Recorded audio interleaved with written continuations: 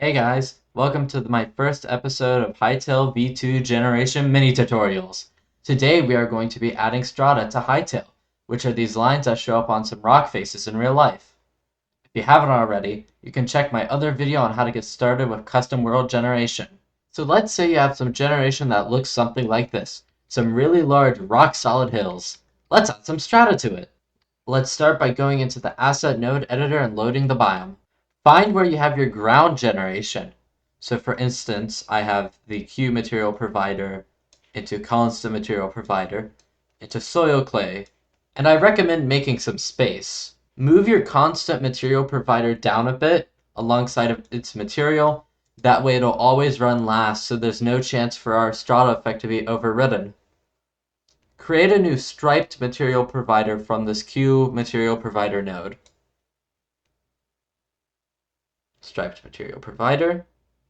Click. What this material provider does is that it passes the material when it's within a certain Y range. This creates a stripe effect on the blocks. Drag out the material and feed it into a constant material provider.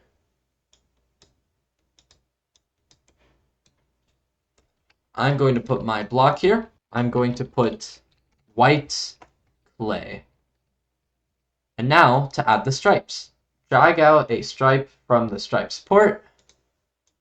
And now you can put in the top and bottom Ys. So I'm going to put for the bottom 285 and for the top 287.